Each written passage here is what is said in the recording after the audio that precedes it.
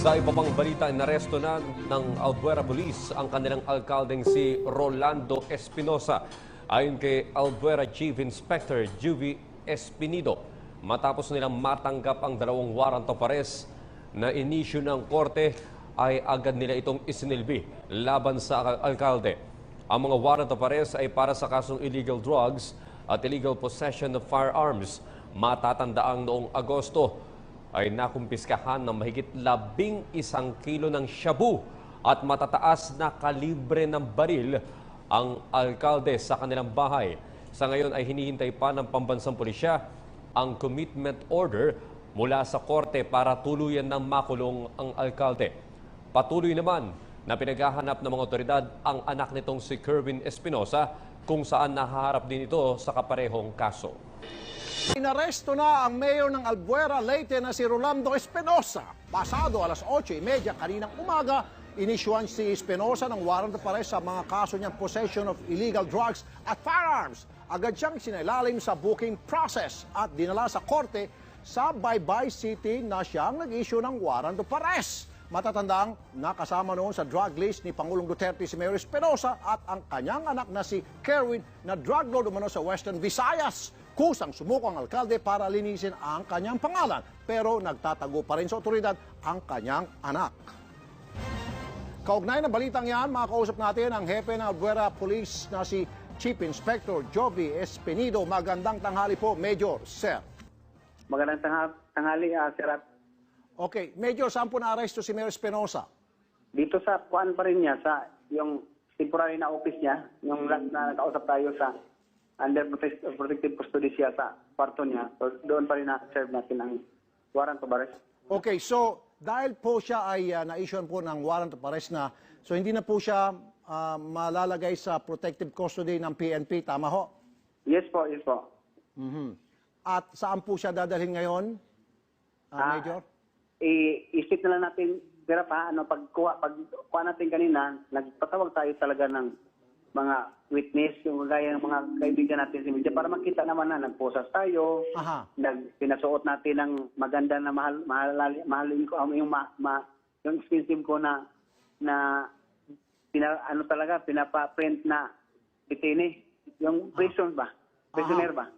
Para makita na, kagaya din ng mga ordinary na mga nahuli natin na pasuotin, mag-profiling, fingerprint, tapos nakaposas, dala natin pag hindi na naghintay tayo pag tanggap niya ng binasahan natin ng warrant of arrest, yung pag-aresto sa kanya, 8:30 ng umaga kanina, pagkatapos dala natin for return yung warrant of arrest kay Judge Argilies ng Branch 14 ng Regional Trial Court 8 ng Baybay City. So pagdating doon, tinanggap ni Judge yung warrant at saka nag-issue kaagad ng commitment order para naman turn over doon sa Baybay City, yung provincial detention cell. So pinapamedical natin. Last na, bago tayo nagpunta dito pag-uwi sa Albuera, na-turn over natin kaagad doon sa jail. Yung sinabi ko ang jail sa provincial jail na nasa Baybay pa rin. So Major, makasingit, wala pong bail yung kaso niya, tama po? Wala. Yung dalawa na illegal possession ng drugs kay Mayor Rolando Espinosa, no bail yan. Pangalawang warrant of arrest, dalawa na sila. Sa pangalawa, Rolando Espinosa, yung mayor, at saka yung anak niya, si Roland Espinosa, alias Kerwin. Okay, si Kerwin, sir, nasaan pa? Hinahanap pa rin? Ngayon, baka araw-arawin na lang, siyempre makakuha na tayo kaya tukoy naman kung saan siya talagang patayin na lang natin, hindi na lang para matapos. Okay. Yun na, para matapos ang istorya ba. Actually, makulong naman yung sinunod sa kuan lang ngayon, makulong na, hindi na miskin na dito siguro maghintay pa ng witness natin. Patay pa more. Patay pa more, para matapos ng judicial killing. Major, maraming salamat po. Police Chief Inspector Jovie Espinido. Yes, sir. Thank you.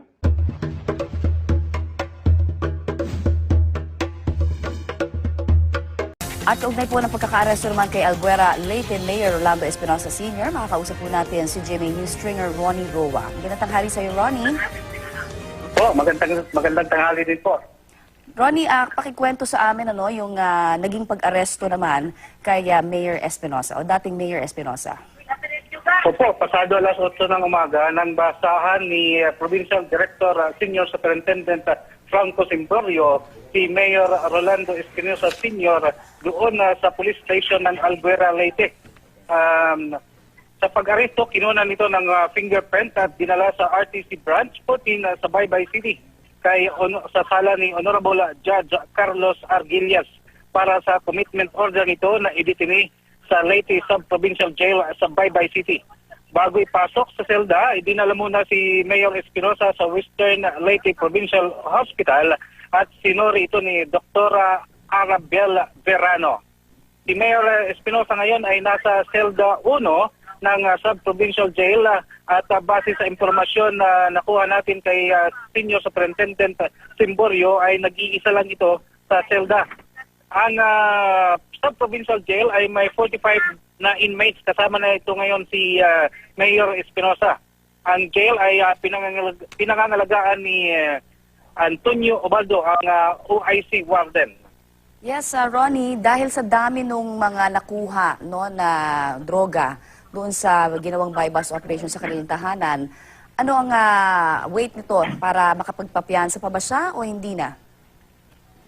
Sa ngayon ang pinag-aaralan nito ngayon kung makakapagpiyansa sa isang kaso, pero yung isang kaso sa illegal possession ng illegal drugs ay wala yatang piyansa. Oo, dahil marami talagang depende yun po sa dami ng nakumpiska. Ano naman yung update? Meron na ba tayong nakuhang update mula sa pulisya o kaya dito naman kay dating Albuera Mayor Espinosa sa kinaroroonan ni Kerwin ng kanyang anak? Negative pa rin po. Hanggang ngayon, wala pa pong informasyon kung nasaan si Kerwin Espinosa. At yung pagkaka-aresto sa kanya kanina, masasabi ba natin na ito ay naging sorpresa o biglaan o kaya ay napaghandaan na ba, naabisuhan ba itong si Mayor Espinosa? Sa obserbasyon natin, walang abiso ito dahil parang nabigla yata si Mayor Espinosa sa pagkaka-aresto dahil ang nasa isip ni Mayor Espinosa ay maaprubahan yung application niya for na maging membro or mapasailalim sa Witness Protection Program ng government. At nabanggit din na may mga kasama na rin siyang kaanak na naghatid sa kanya dyan sa kulungan kanina. Ano ang naging reaksyon nitong mga kaanak? Siyempre, maluha-luha po yung mga kaanak at mga supporters ni Mayor Espinosa na kasama sa pag-aresto hanggang dito sa pagpasok sa selda. At hiling ng pamilya na sana ay may balik si Mayor Espinosa sa kustodiya ni Police Chief Inspector Joby Espinido sa Albuera Police Station. Nakita na natin noong una na siya ay inaresto na naging napaka-emosyonal nga nitong si dating Albuera Mayor Espinosa. Kanina, ano ang naging reaksyon niya naman?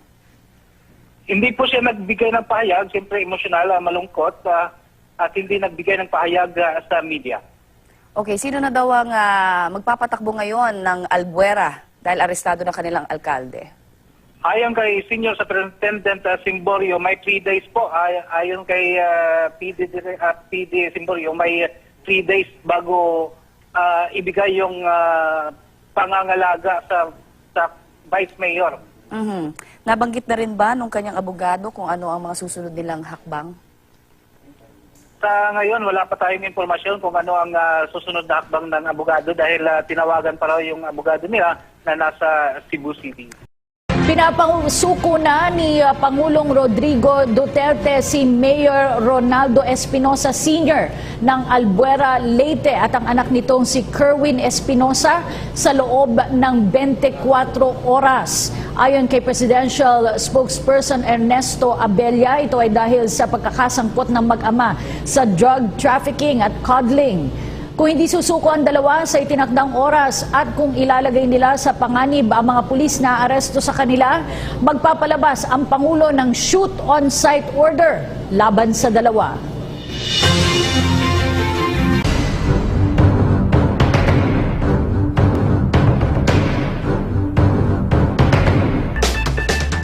Walang nakitang tao ang mga pulis sa mga bahay ng mag-amang sina Albuera Leyte Mayor Rolando Espinosa at Roland Kerwin Espinosa na pinasusuko ni Pangulong Rodrigo Duterte dahil sa pagkakasangkot umano sa droga.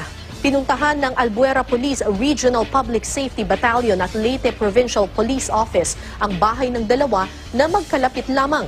Ayon sa hepe ng Albuera Police, wala silang maaninag na mga tao sa loob. Pero merong dalawang malaking kaldero na may mainit na sinaing at ulam, indikasyon na may tao roon pero posibleng nagtatago lang. Hindi raw aalis ang mga pulis sa lugar hanggang mapaso ang ibinigay na 24 oras na deadline para sumuko ang mag-ama. At kapag may search warrant na, papasukin na raw nila ang loob ng dalawang bahay. Ayon sa Pangulo, kapag hindi raw sumuko ang mag-ama, ipag-uutos niya ang shoot on sight laban sa mga ito kapag sila'y nanlaban at nalagay sa alanganin ang buhay ng mga pulis. Sumuko na sa mga otoridad si Albuera Leyte Mayor Rolando Espinosa na idinadawit sa iligal na droga. Ito'y matapos maglabas ng ultimatum si Pangulong Rodrigo Duterte sa kanyang pagsuko. May report si Ina Andolong mula sa Malacanang. Ina, nasaan na daw si Mayor? Pinky, nasa kustudiya na ngayon ni PNP Chief General Ronald De La Rosa itong si Albuera Leyte Mayor Rolando Espinosa. Kinumpirma ito ni Presidential Spokesperson Ernesto Abella ngayong umaga. Ani Abella, sumuko si Mayor Espinosa kay De La Rosa pero ang kanyang anak na si Kerwin ay at large pa rin daw sa mga oras na ito. Kahapon lang mismong si Pangulong Duterte ang nagbigay ng 24 na oras para sumuko ang mag-amang Espinosa dahil sa kanilang pagkakadawit sa drug trafficking. Kung hindi raw susuko ang mga ito, sabi ng Pangulo, magbibigay raw siya ng shoot-on-site orders para sa kanilang dalawa. Noong nakaraang linggo, nahuling may kulang 2 milyong pisong halaga ng shabu ang 5 empleyado ng mga Espinosa sa isang buy-bust operation sa Albuera, Leyte. Sa ngayon, Pinky, inaantabayan natin ang posibilidad na ipresenta mismo ni PNP Chief De La Rosa itong si Espinosa kay Pangulong Duterte dito sa Malacanang. Pero sa mga oras na ito, wala pa tayong nakukuha ang kumpirmasyon kung dadalhin nga ba dito ni PNP Chief De La Rosa si Espinosa dito mismo sa Palasyo ng Malacanang. Pinky? Maraming salamat, Ina.